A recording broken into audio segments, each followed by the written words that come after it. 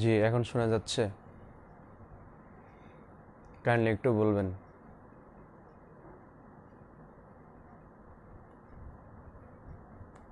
আওয়াজ যদি শোনা যায় কেউ একজন কমেন্টস বক্সে বলবেন।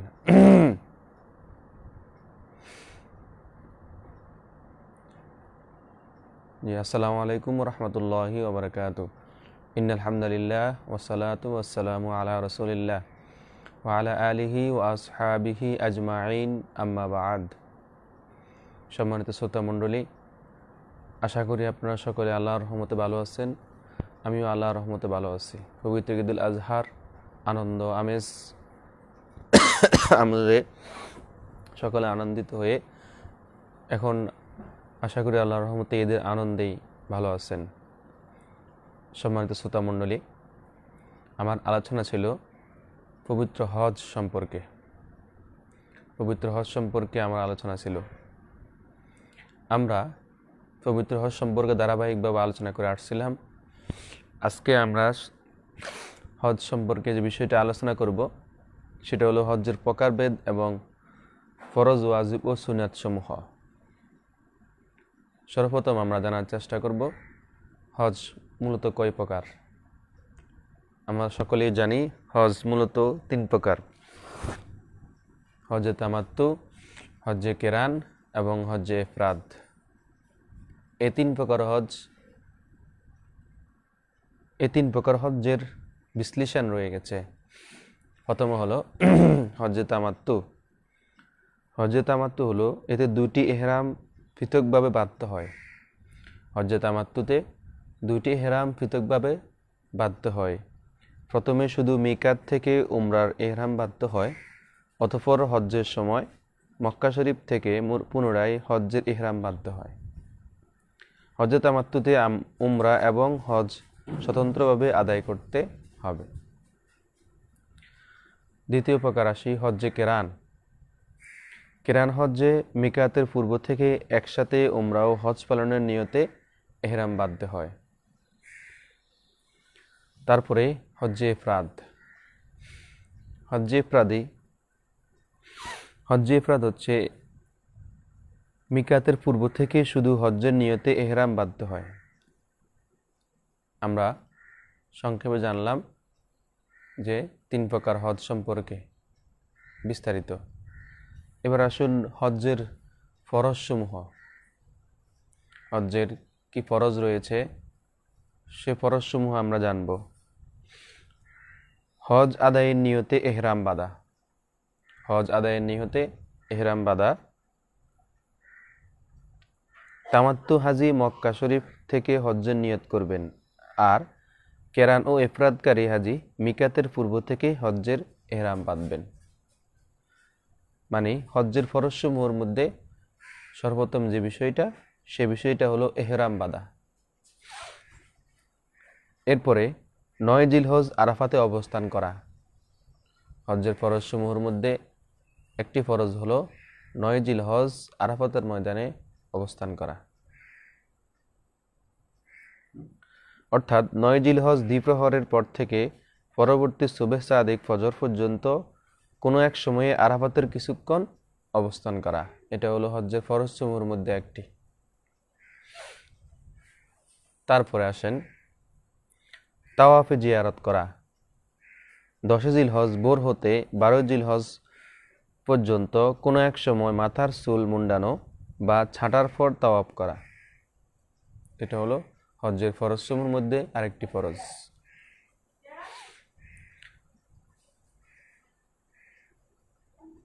এই বিষয়ে আমরা আরেকটি সতর্কতা রাখবো, যে সতর্কতা হলো উল্লেখিত ফরজগুলো ক্রমানুসারে আদায় করা ওয়াজিব। মানে ক্রমানুসারে আদায় করা ওয়াজিব।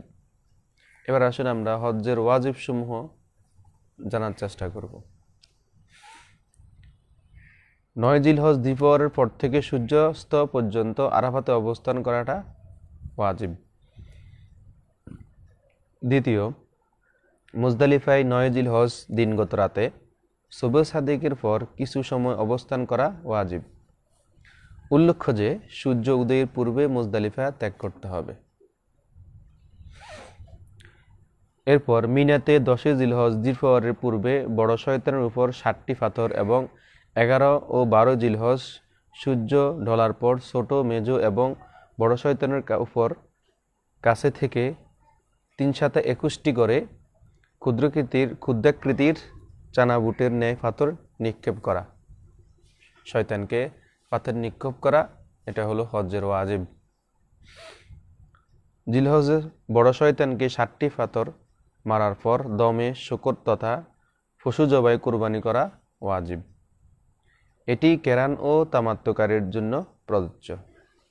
ইফরাদকারীর জন্য কোনো দম শুকর নেই। কোরবানির পর মাথার চুল মুন্ডানো বা চুল ছোট করে ফেলা ওয়াজিব।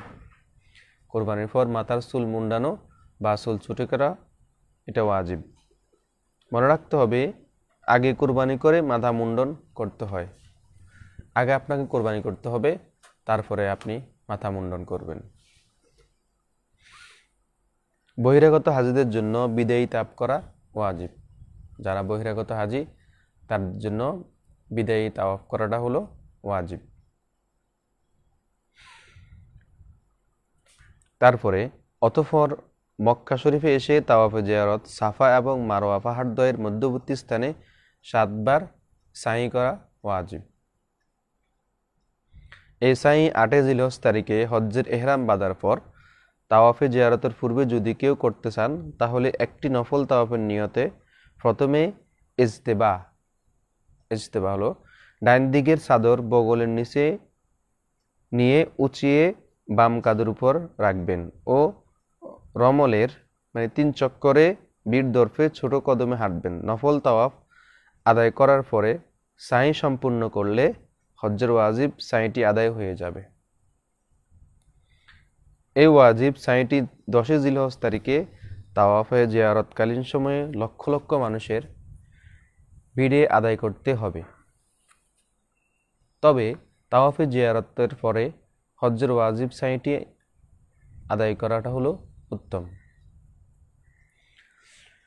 এবার আসুন আমরা হজ্জের সুন্নত সমূহ জানার চেষ্টা করব। প্রথমে জানলাম হজ্জের প্রকারভেদ, তারপরে জানলাম হজ্জের ফরজ সমূহ, তারপরে আমরা জানলাম হজ্জের ওয়াজিব সমূহ। এখন আমরা হজ্জের সুন্নত সমূহ জানার চেষ্টা করব। হজ্জের সুন্নত সমূহ মধ্যে 1 নম্বর হলো ইফরাদ কিংবা কেরানকারীর জন্য সর্বপ্রথম তাওয়াফে কুদুম করা। এটা হলো হজ্জের সুন্নত। তাওয়াফে কুদুম করা অর্থাৎ কাবাঘর প্রথম দেখাকালীন তাওয়াফ। কাবা কুদুম মানে সর্বপ্রথম যে কাবাঘর যে দেখবে, সর্বপ্রথম যে তাওয়াফটা করবে ওটা হলো কাবাফে কুদুম।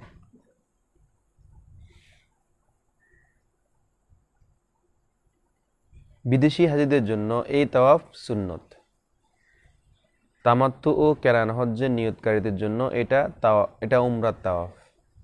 যারা তামাত্তু ও কেরান হজ্জ নিয়ত করবে তাদের জন্য এটা হলো উমরার তাওয়াফ। এতে রমল এবং ইজতিবা আছে, অতঃপর সাই করতে হবে।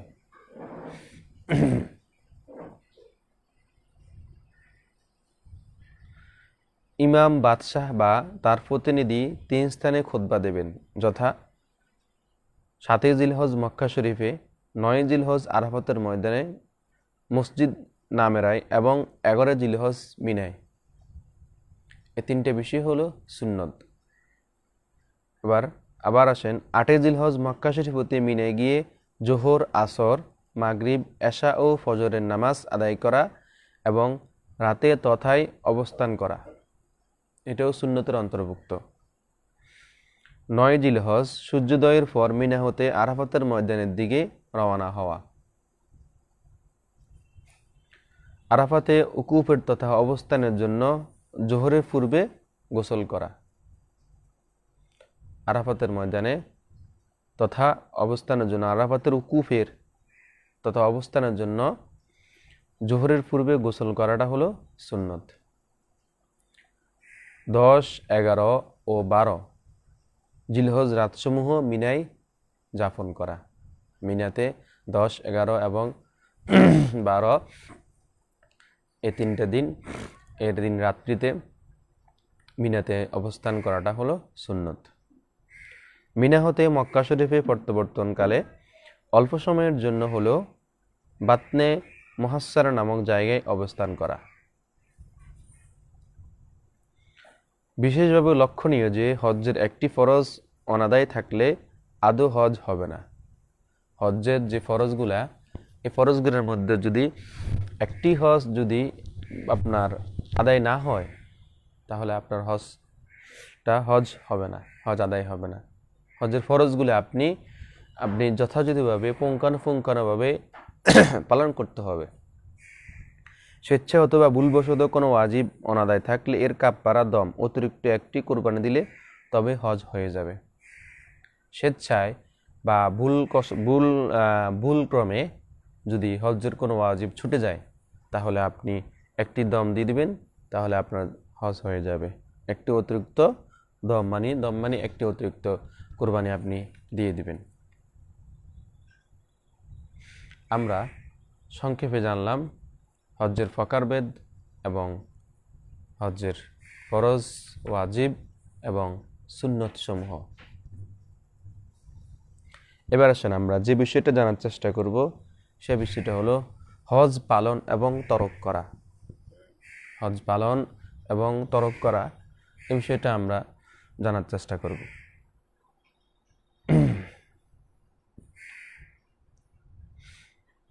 সর্বপ্রথম আমরা যে বিষয়টা জানব যে হজ কাদের উপর ফরজ, কাদের উপর হজটা ফরজ, এই বিষয়টা আমরা সর্বপ্রথম জানার চেষ্টা করব।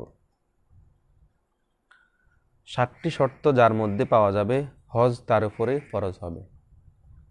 মনে রাখবেন, 7টি শর্ত যার উপরে পাওয়া যাবে তার উপরে হজ ফরজ হবে। যথা মুসলমান হওয়া,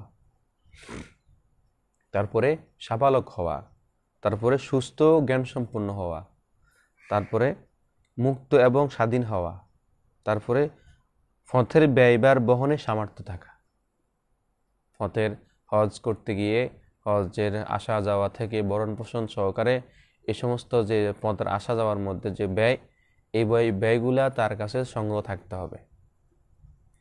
হজ্জের সময় হওয়া, হজ ফরজ হওয়া ও জ্ঞান হওয়া।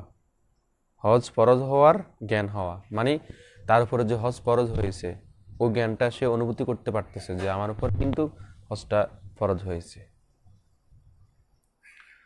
এবার আসুন, যে ব্যক্তি হজ, যার উপরে হজটা ফরজ হয়ে গেল, এখন ফরজ হয়ে যাওয়ার পরে সে ব্যক্তি হজ করলো না। যে ব্যক্তির উপরে হজ ফরজ হয়েছে, ফরজ হয়ে যাওয়ার পরে ওই ব্যক্তি হজ করলো না, এখন এর বিধান কি? রাসূল সাল্লাল্লাহু আলাইহি সাল্লাম বলেছেন, যে ব্যক্তি হজ পালন হয়ে যাওয়ার পরে, মানে হজ যার উপর ফরজ হয়ে গেছে কিন্তু সে হজ আদায় করে নাই, তার উপর আল্লাহর লানত। এবং তিনি অন্য হাদিসে বলেছেন যে কারো উপর হজ ফরজ হয়ে গেছে কিন্তু সে হজ করে নাই, সেই ইহুদি হয়ে মরুক অথবা নাসারা হয়ে মরুক, এতে আমার কোনো দেখার বিষয় নাই। যেমন হাদিস শরীফে একটি হাদিস এসেছে হযরত আনাস রাদিয়াল্লাহু তাআলা আনহু থেকে বর্ণিত, যে আনাস ইবনে মালিক ক্বালা রাসূলুল্লাহ সাল্লাল্লাহু আলাইহি সাল্লাম মান মাতা ফি আহাদিনিল হারামাইনি বুইসা মিনাল আমিনিনা ইয়াউমাল কিয়ামাতি ওয়া মান জারানি মুহতাসিবান ইলাল মাদিনাতি কানা ফি জাওয়ারি ইয়াউমাল কিয়ামাহ। যে হযরত আনাস রাদিয়াল্লাহু তাআলা আনহু থেকে বর্ণিত, রাসূলুল্লাহ সাল্লাল্লাহু আলাইহি সাল্লাম ইরশাদ করেছেন, নবী সাল্লাল্লাহু আলাইহি সাল্লাম বলেছেন, যে ব্যক্তি মক্কা এবং মদিনা হারামাইন শরীফাইনের কোনো এক পবিত্র স্থানে মৃত্যুবরণ করলো, কিয়ামত দিবসে তাকে নিরাপদ জান্নাতি ব্যক্তিদের অন্তর্ভুক্ত করে তোলা হবে। যে ব্যক্তি মক্কা ও মদিনা হারামাইন শরীফাইনের কোনো এক পবিত্র স্থানে মৃত্যুবরণ করলো, মক্কা শরীফের অথবা মদিনা শরীফের কোনো একটি পবিত্র স্থানে মৃত্যুবরণ করলো, সে ব্যক্তি অবশ্যই নিঃসন্দেহে সে জান্নাতি। আর যে ব্যক্তি আমার জিয়ারতের জন্য মদিনার পথ ধরলো, কিয়ামত দিবসে সে আমার প্রতিবেশী হওয়ার সুযোগ লাভ করবে। তার মানে আমরা এক্ষেত্রে বুঝলাম হজ পালনের পর সাথে সাথে রাসূল সাল্লাল্লাহু আলাইহি সাল্লামের মদিনা মুনাওয়ারা জিয়ারত করতেই হবে। আপনি যদি মনে করেন যে আমি হজ পালন করলাম, রাসূল সাল্লাল্লাহু আলাইহি সাল্লামের মদিনাতে গেলাম না, মদিনা মুনাওয়ারা জিয়ারত করলাম না, তাতে কি হবে? না। অথচ রাসূল সাল্লাল্লাহু আলাইহি সাল্লাম স্পষ্ট এই হাদিস বলে দিয়েছেন, যে ব্যক্তি হজ পালন করার শেষে মদিনা মুনাওয়ারা জিয়ারতের উদ্দেশ্যে রওনা করলো, সে যেন কিয়ামত দিবসে আমার প্রতিবেশী হয়ে গেল। সুবহানাল্লাহ, কত গুরুত্ব! হজ শেষ হওয়ার পরে রাসূল সাল্লাল্লাহু আলাইহি সাল্লামের মদিনা মুনাওয়ারা রওজা শরীফ জিয়ারত করার গুরুত্ব কত!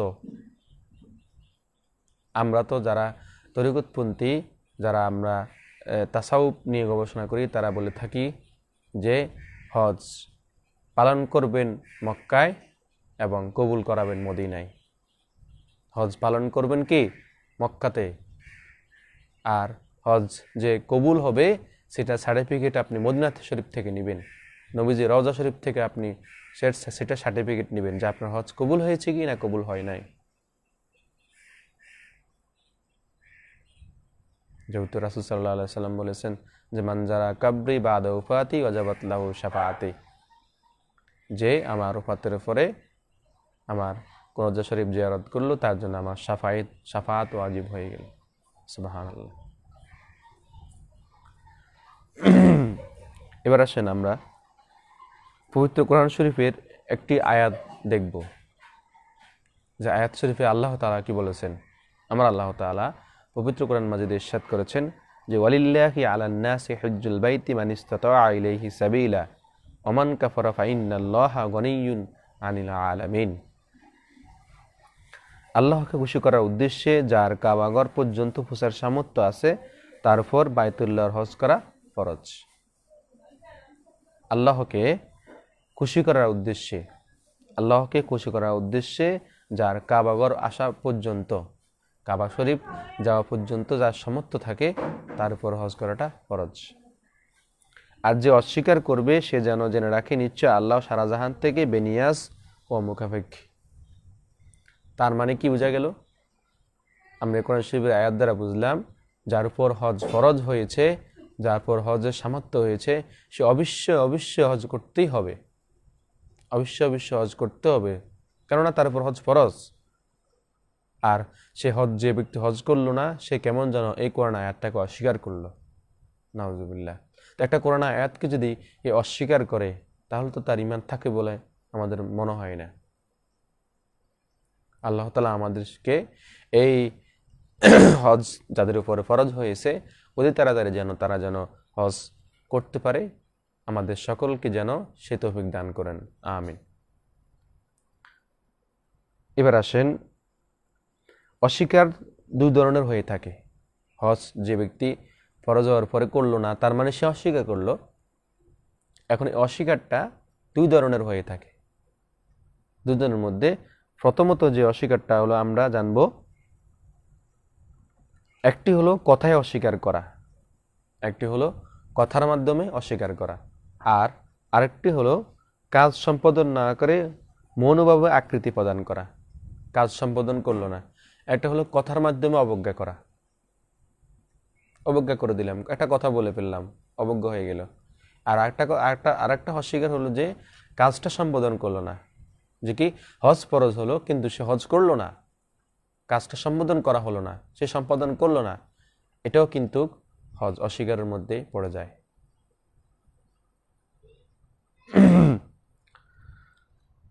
মহান আল্লাহ তাআলা সামর্থ্যবানদের ক্ষেত্রে এর কোনো একটি পছন্দ করেন না। আল্লাহ তাআলা যাদের উপরে হজ ফরজ হয়েছে, যাদের উপরে সামর্থ্য হয়েছে হজ করার, পালন করার, এই দুইটি অস্বীকারের, কথায় এবং কাজের, এই দুইটি অস্বীকারকে আল্লাহ তাআলা কখনো পছন্দ করেন না। তার মানে আল্লাহ তাআলা যেটাকে পছন্দ করেন না সেটা অবশ্যই লাআনাতপূর্ণ হবে, সেটা লাআনাতের বাইরে কখনো হবে না। এ প্রসঙ্গে একটি হাদিস এসেছে, হযরত আলী রাদিয়াল্লাহু তাআলা আনহু ইরশাদ করেছেন, বর্ণনা করেছেন যে কি আনা আলিগিন ক্বালা রাসূলুল্লাহ সাল্লাল্লাহু আলাইহি ওয়াসাল্লাম, হযরত আলী রাদিয়াল্লাহু তাআলা আনহু বলেছেন যে রাসূলুল্লাহ সাল্লাল্লাহু আলাইহি সাল্লাম ইরশাদ করেছেন মালাকা জাদাউ ওয়া রাহিলাতান তুবাল্লিগহু ইলা বাইতিল্লাহি ওয়া লাম ইউহাজ্জা ফালা আলাইহি আন ইয়ামুতা ইয়াহুদিয়ান আও নাসরানিয়ান। রাসূলুল্লাহ সাল্লাল্লাহু আলাইহি সাল্লাম ইরশাদ করেছেন যে ব্যক্তি আল্লাহর ঘর পর্যন্ত পৌঁছার জন্য সম্পদের মালিক হয়েছে, আল্লাহর ঘরে জিয়ারত হজের জন্য পৌঁছার যে সময়, এই সময় পর্যন্ত হজের পাথহ তার সংগ্রহ আছে, অথচ সে হজ করল না, যার প্রতি হজ ফরজ হয়েছে অথচ সে হজ করল না। এরপরে তিনি বলেছেন যে ফালা আলাইহি আন ইয়ামুতা ইয়াহুদিয়ান আও নাসরানিয়ান, যে সে কে ইহুদি হয়ে মরুক আর খ্রিস্টান হয়ে মরুক, তাতে আল্লাহর যায় কিছু আসে না। নাউজুবিল্লাহ। আমরা এই হাদিস থেকে জানলাম যে যার উপর হজ ফরজ হয়েছে সে হজ করল না, যার উপর হজ ফরজ হয়েছে কিন্তু সে হজ করল না, রাসূল সাল্লাল্লাহু আলাইহি ওয়াসাল্লাম বলেছেন যে সে ইহুদি হয়ে মরুক অথবা নাসারা হয়ে মরুক, আল্লাহ তার যায় কিছু আসে না, আল্লাহ তাতে কোনো ভ্রুক্ষেপ করবেন না, দেখবেন না। তার মানে বোঝা গেল হজ যার উপর ফরজ হয়েছে অবশ্যই হজ করতে হবে। আর যে ব্যক্তি হজ তরক করলো, ফরজ হওয়ার পরও সে ব্যক্তি হজ করলো না, তারপর এই লানতটা আসবে। তো আপনি এবার একটু বোঝার চেষ্টা করুন, আপনার উপর হজ ফরজ হয়েছে, আপনি হজ করলেন না, তার মানে কি বোঝা গেল? আপনার উপর আল্লাহ লানত, অবশ্যই আপনার উপর আল্লাহ লানত হবে, যেহেতু আপনার উপর হজ ফরজ হয়ে গেছে, আপনি করলেন না। হযরত আবু উসামা রাদিয়াল্লাহু তাআলা আনহু থেকে বর্ণনা হয়েছে আরেকটি হাদিস যে ক্বালা রাসূলুল্লাহ সাল্লাল্লাহু আলাইহি ওয়াসাল্লাম, রাসূলুল্লাহ সাল্লাল্লাহু আলাইহি ওয়াসাল্লাম ইরশাদ করেছেন মাল্লাম ইয়ামনাহু মিনাল হাজ্জি হাজাতুন জাহিরাতুন, যে ব্যক্তি হজ্জের যাওয়ার ক্ষেত্রে প্রকাশ্যে কোনো বাধা সৃষ্টি হয়নি, হজে যাওয়ার ক্ষেত্রে তার কোনো বাধা সৃষ্টি হয়নি, মানে হজ্জে যাওয়ার পথে সে সফর রওনা দিয়েছে, হজ্জের জন্য সে সফর করেছে, রওনা দিয়েছে, কিন্তু এই যাওয়ার পথে তার পুরো কোনো বাধা সৃষ্টি হয় নাই, তার পথে কোনো বাধা সৃষ্টি হয়নি হজ্জে যাওয়ার ক্ষেত্রে। এরপরে তিনি বলেছেন আও সুলতানুন জাহিরুন, জালেম শাসকের পক্ষ থেকেও বাধা আসেনি, এমনিতেই বাধা আসেনি। আর একটা হলো আও সুলতানুন জাহিরুন, এবং জালিম বাদশার পক্ষ থেকে কোনো বাধা আসে নাই। তারপরে তিনি বলতেছেন আও মারদুন জাবিসুন আও মারদুন হাবিসুন আও মারদুন হাবিসুন, তিনি বললেন অথচ এবং বাধাদানকারীর কোনো রোগ আক্রান্ত হয়নি, বাধাদানকারীর যে ব্যক্তি হজে গেল, হজে যাওয়ার পথে তার কোনো রোগ আক্রান্ত হয় নাই। তারপরে কিছু সুম্মা মাতা ওয়া লাম ইউহাজ্জা, অথচ হজ না করেই ওই অবস্থায় মারা গেল, সুম্মা মাতা ওয়া লাম ইউহাজ্জা, অতঃপর সে মারা গেল হজ না করে, হজ করলো না, হজ না করে সে মারা গেল। এরপরে ফালিয়ামুত ইনশাআ ইয়াহুদিয়ান, রাসূল সাল্লাল্লাহু আলাইহি ওয়াসাল্লাম বলেছেন সে যদি চায় ইহুদি হয়ে মরুক, আও ওয়া ইনশাআ নাসরানিয়ান, অথবা ইহুদি মরুক, অথবা যদি চায় সে নাসারা হয়ে মরুক, তাতে কোনো রাসূল সাল্লাল্লাহু আলাইহি ওয়াসাল্লামের কোনো নেই, আপত্তি নেই। কেননা আমরা এই হাদিস থেকে বুঝলাম যে রাসূল সাল্লাল্লাহু আলাইহি ওয়াসাল্লাম বলেছেন যার উপর হজ ফরজ হয়েছে কিন্তু সে হজে যাওয়ার পথে তার কোনো বাধা সৃষ্টি হয় নাই, অথবা কোনো জালিম সরকার তাকে বাধা সৃষ্টি করেনি, অথবা তার পথে কোনো প্রকার রোগাক্রান্ত হয় নাই, এই সমস্ত কাজগুলা থেকে সে বিরত, কোনো প্রকার বাধা সৃষ্টি হয়নি, কিন্তু সে ইচ্ছাকৃতভাবে হজ করলো না। রাসূল সাল্লাল্লাহু আলাইহি ওয়াসাল্লাম বলেছেন যে সে ইহুদি হয়ে মরুক, নাসারা হয়ে মরুক, সেটা তার ব্যাপার। তার মানে বোঝা গেল আমার উপর হজ ফরজ হয়েছে, আমি অবশ্যই হজ করতেই হবে। আর যদি আমার উপর হজ ফরজ হওয়ার পরেও যদি হজ নাই করি, হজ ফরজ হওয়ার পরেও যদি আমি হজ নাই করি, তাহলে আমার রাসূল আমাকে উম্মত বলে পৌঁছে দিবেন না। কিন্তু বলে দিয়েছেন সে ইহুদি হয়ে মরুক, নাসারা হয়ে মরুক, আমি মুহাম্মদ সাল্লাল্লাহু আলাইহি সাল্লামের কোনো দিকে দায় নেই, কোনো ধরাবন্দি নেই।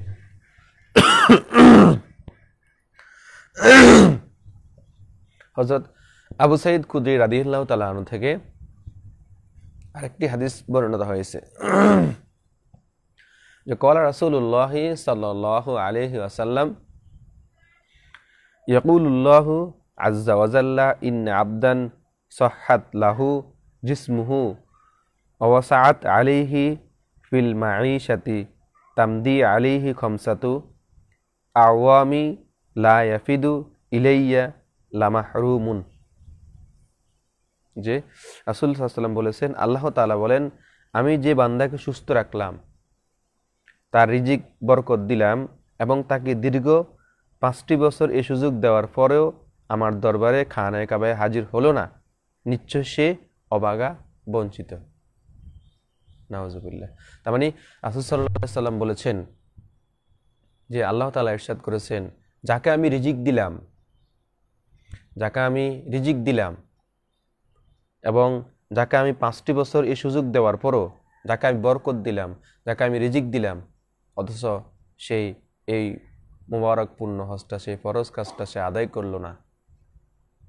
এরপরে তিনি বলেছেন, নিশ্চয় সে অবাগা এবং বঞ্চিত। লা ইয়াফিদু ইলাইয়া লামাহরুমুন। আমরা বুঝতে পারলাম যে হজ ফরজ হওয়ার পরে তাড়াতাড়ি হজ পালন করাটা, হজ পালন করতেই হবে, হজকে অস্বীকার করা যাবে না। হজ পালন করার পরে কিন্তু হজকে ডিলে করে করলাম না। আজকে কেউ কেউ আছেন যে এরকম কথা বলে শোনা যায়, আমাদের এলাকাতেও আছে যে হজ পালন করা ফরজ, কিন্তু আমার পরিবার দেখা কি ফরজ না, আমার ছেলে মেয়ে দেখা কি ফরজ না? তখন আমরা তাদের কথা তো অবাক হয়ে যায়। আপনি যাবেন আল্লাহর কাছে, আল্লাহ আপনার উপর হজ ফরজ করে দিয়েছেন, আপনি যান না, আপনি হজ করতে যান, আপনি আল্লাহর কাছে যাবেন, আল্লাহর কাজে যাবেন, দেখবেন আপনার পরিবার পরিজনকে আল্লাহ হেফাজত করবে। হ্যাঁ, আপনি যুক্তি দিয়েছেন যে হজ ফরজ হয়েছে, আমি হজ করতে যাব না কেন, আমার পরিবার আমার ফ্যামিলি কি দেখবে? আল্লাহ আছে না? আশ্চর্য বিষয়, আল্লাহ তো আছেন। আপনি আল্লাহর কাজে যাবেন, হজে যাবেন, আল্লাহকে খুশি করার জন্য যাবেন, কেন আল্লাহকে আপনার পরিবারকে দেখে শুনে রাখতে পারবেন না? আপনার সেই ইমানটা কোথায়? আপনার ইমানটা মজবুত করেন যে আল্লাহ আমার উপর হজ ফরজ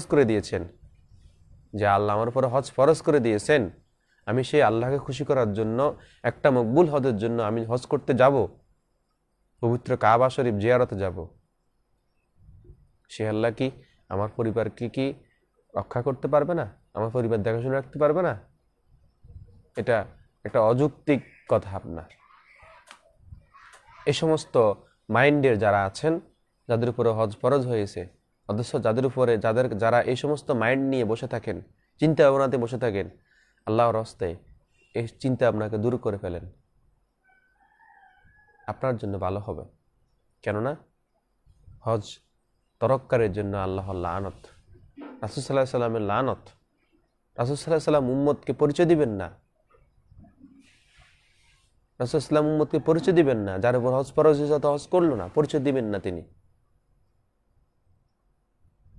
আল্লাহ তাআলা যেন আমাদেরকে এই সকল মন মানসিকতা থেকে দূরে রাখার তৌফিক দান করেন, আমিন। এরপরে আরেকটা হাদিস হযরত ইবনে আব্বাস রাদিয়াল্লাহু তাআলা আনহু থেকে বর্ণনা হয়েছে, তিনি বলেছেন, আন ইবনে আব্বাসিন ক্বাল, হযরত আব্বাস রাদিয়াল্লাহু তাআলা বর্ণনা করেছেন ক্বাল, যে মান কানা লাহু মালুন ইউবাল্লিগু হাজ্জা বাইতি রব্বিহি আও তাজিব আলাইহি ফিহি যাকাতুন ফালাম ইয়াফআল সাআলার রাজআতা ইনদাল মাউত। যে ব্যক্তি বাইতুল্লাহ পর্যন্ত পৌঁছতে পারে এমন অর্থের মালিক হলো, অথবা যাকাত দিতে পারে এমন সম্পদের মালিক হলো, তারপরও হজ আদায় করল না, যাকাত দিল না, সে তার মৃত্যুর মুহূর্তে পৃথিবীতে ফিরে আসার নিষ্ফল কামনা করবে। নাউজুবিল্লাহ। এই হাদিসে আমরা কি জানতে পারলাম?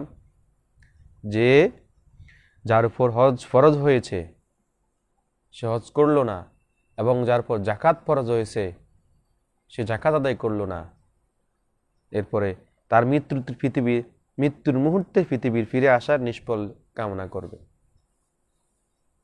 তার মানে আপনার হজ ফরজ হয়েছে, আপনি অবশ্যই হজ আদায় করতে হবে। আপনার জাকাত ফরজ হয়েছে, জাকাত আদায় করতে হবে। কারণ ইসলামের স্তম্ভ খুঁটি 5টা: কালেমা, নামাজ, রোজা, হজ, জাকাত। আপনার উপর জাকাত ফরজ হয়েছে, আপনি অবশ্যই আপনি জাকাত দিতে হবে। অবশ্যই আপনি জাকাত দিতে হবে, খেয়াল রাখবেন।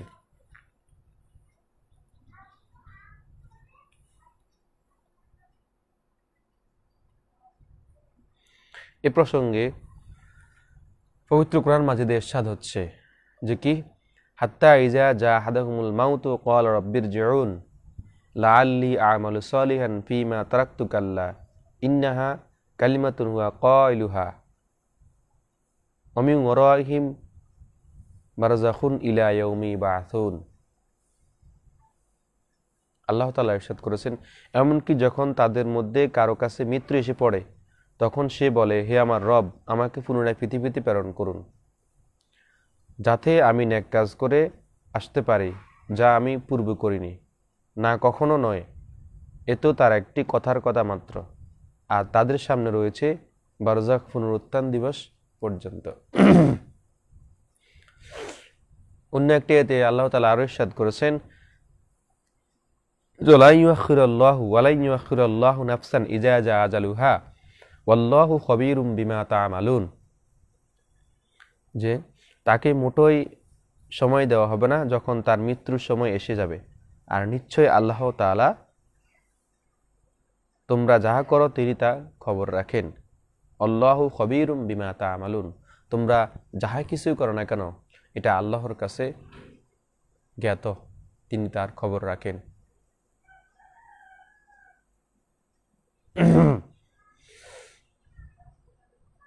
আমরা যে বিষয়টা জানতে পারলাম সে বিষয়টা হলো হজ্জের প্রকারভেদ, হজ্জের ফরজ, হজ্জের ওয়াজিব, হজ্জের সুন্নাত সমূহ, এবং সাথে সাথে আরও একটি বিষয় জানতে পারলাম যে হজ পালন করলো না যার পর হজ ফরজ হলো, হজ তরককারীর পরিণাম। হজ তরককারীর পরিণামটা আমরা জানতে পারলাম। এতে কি বোঝা গেল? এবার আসেন আমরা হজ সম্পর্কে কতিপয় পরিভাষা জানব।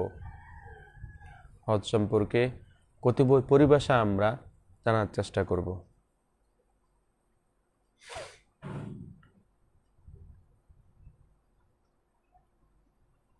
ইহরাম, প্রথম হলো ইহরাম।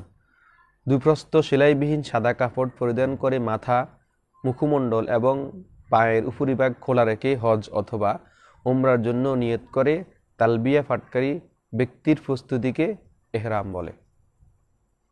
নারীদের ক্ষেত্রে শুধু মুখমণ্ডল খোলা রেখে হজ অথবা উমরার নিয়ত করে নিম্নস্বরে তালবিয়া পাঠ করাকে ইহরাম বলে। নারীরা পাঠ করবে নিম্নস্বরে আর পুরুষরা পাঠ করবে উচ্চ আওয়াজে। লাব্বাইক আল্লাহুম্মা লাব্বাইক, লাব্বাইক লা শারীকা লাক লাব্বাইক, ইন্নাল হামদা ওয়ান নি'মাতা লাকা ওয়াল মুলক লা শারীকা লাক। এই তালবিয়াটা মহিলারা পাঠ করবে নিম্ন আওয়াজে, অতি উচ্চ আওয়াজে না, আর পুরুষেরা পাঠ করবে উচ্চ আওয়াজে, উচ্চ স্বরে। এবার আসুন সুন্নাতুল ইহরাম। ইহরাম বাঁধার পূর্বে পাক পবিত্র হয়ে কেবলামুখী হয়ে 2 রাকাত নামাজ পড়ার নাম সুন্নাতুল ইহরাম। সুন্নাতুল ইহরাম কোনটা আমরা জানলাম। ইহরাম বাঁধার পূর্বে পাক পবিত্র হয়ে কেবলামুখী হয়ে 2 রাকাত নামাজ পড়ার নাম হলো সুন্নাতুল ইহরাম।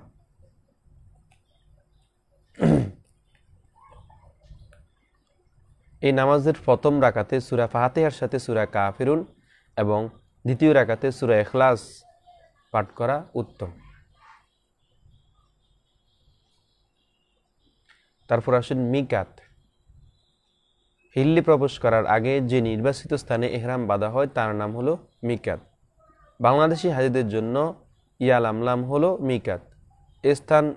এই স্থান এহরাম ব্যতীত অতিক্রম করলে দম ওয়াজিব হবে। বাংলাদেশি হাদিসের জন্য মিকাত হলো ইয়ালামলাম।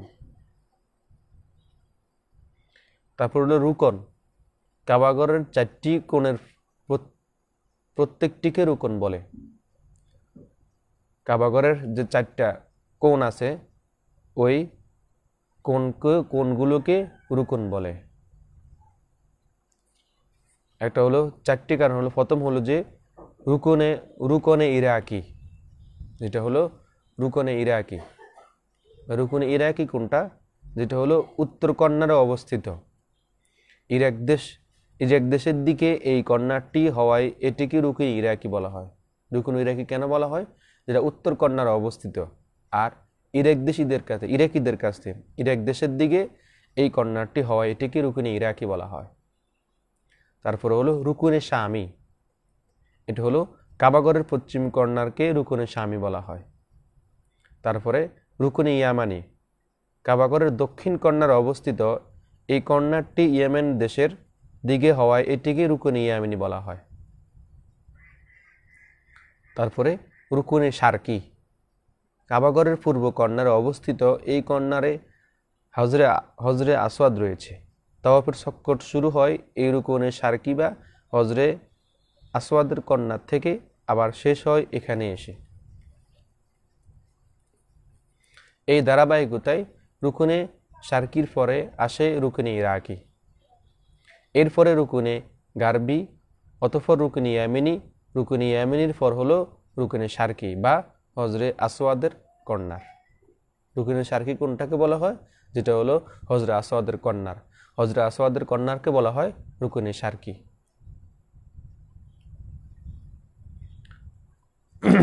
তারপরে আসেন তাওয়াফ। অর্থ প্রদক্ষিণ করা, চক্কর দেওয়া, ঘেরা। তাওয়াফ অর্থ কি? চক্কর দেওয়া। আল্লাহর ঘরের চতুর্দিকে ঘোরা। আল্লাহর ঘরের চতুর্দিকে ঘোরা। হজরে আসওয়াদ বরাবর দাঁড়িয়ে তাওয়াফের নিয়ত করে কাবাগরকে বামে রেখে এবং চতুর্দিকে ঘুরে পুনরায় হজরে আসওয়াদ বরাবর আসা।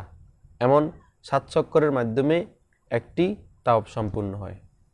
এমন 7 চক্করের মাধ্যমে একটি তাওয়াফ সম্পূর্ণ হয়।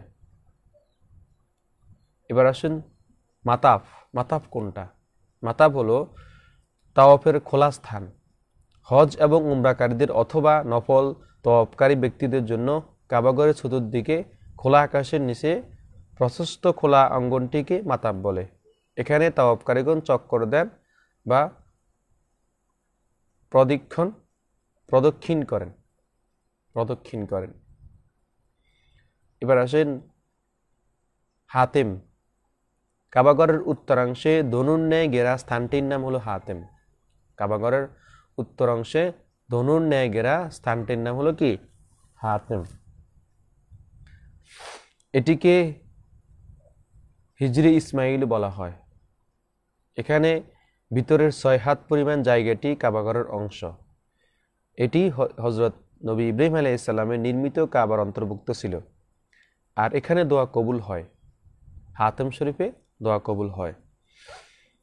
তাওয়াফকালীন সময়ে দেয়ালের বাহির দিয়ে তাওয়াফ সম্পূর্ণ করতে হয়।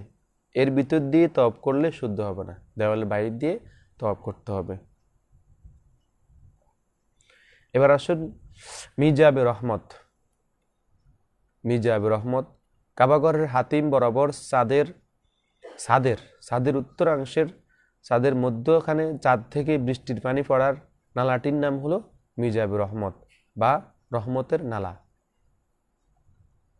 আল্লাহর ঘরের ছাদে আকাশে যে বৃষ্টি পানি পড়ে, এই পানি নিতান্তই বরকতময়। এই নালাটির নিচে কাবাগরের গিলাপ ধরে দোয়া করলে মহান আল্লাহ তাআলা তার দোয়া কবুল করেন। এবার আসলে আমরা আরেকটি বিষয় জানবো, যেটা হলো মাকাম ইব্রাহিম। মাকামে ইব্রাহিম সম্পর্কে আমরা জানবো। মাকামে ইব্রাহিম এটি একটি জান্নাতি ইয়াকুতি পাথর। মাকাম ইব্রাহিমটা হলো এটি একটি জান্নাতি ইয়াকুত পাথর। এতে আমাদের মুসলিম জাতির পিতা হজরত ইব্রাহিম আলাইহিস সালামের পায়ের চিহ্ন বিদ্যমান রয়েছে। হজরত ইব্রাহিম আলাইহিস সালামের পায়ের চিহ্ন বিদ্যমান রয়েছে। এটা হলো মাকামে ইব্রাহিম, আর এখানেই দোয়া কবুল হয়। মাকামে ইব্রাহিমে গিয়ে আপনি যে দোয়া করবেন সে দোয়া আপনার জন্য কবুল হবে। তারপরে আসুন উকুফে আরাফা। উকুফে আরাফা যেটা বলা হয়, উকুফে আরাফা হলো, উকুফ শব্দের অর্থ হলো অবস্থান করা। উকুফ শব্দের অর্থ হলো কি অবস্থান করা। 9 জিলহজ পবিত্র হজ আদায়ের লক্ষ্যে দ্বিপ্রহরের পর হতে সুবে সাদিক পর্যন্ত আরাফার ময়দানে কোনো একটি মুহূর্তের জন্য অবস্থান করার নাম হলো উকুফে আরাফা। এই উকুফটি পবিত্র হজ্জের 3টি ফরজের অন্যতম একটি ফরজ।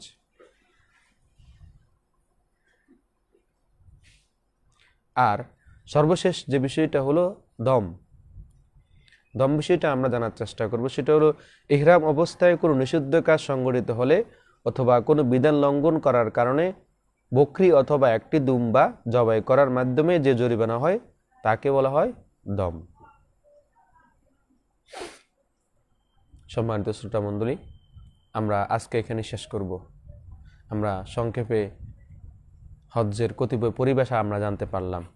হজ্জের কতিপয় পরিভাষা আমরা জানলাম। এর আগে আমরা জেনেছি হজ্জের হজ্জের ফরজ, তারপরে হজ্জের প্রকারভেদ, হজ্জের ওয়াজিব, হজ্জের সুন্নত।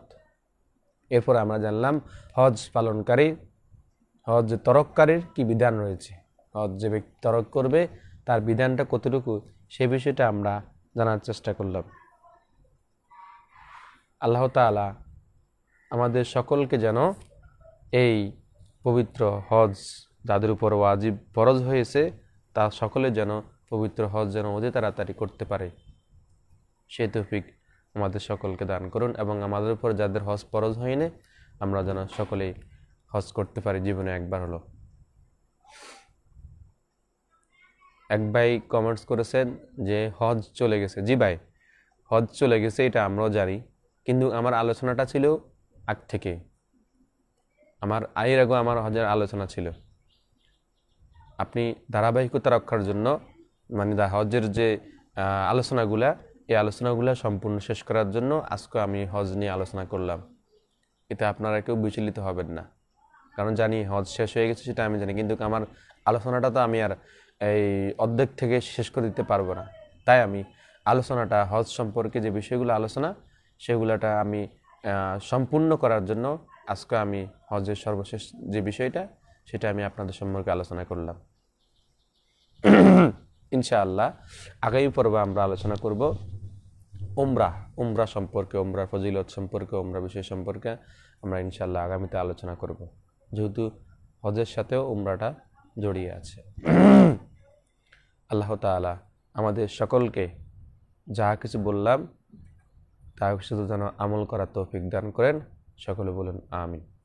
সকলে ভালো থাকবেন, সুস্থ থাকবেন, সকলে আমার জন্য দোয়া করবেন। আসসালামু আলাইকুম ওয়া রাহমাতুল্লাহি ওয়া বারাকাতুহু।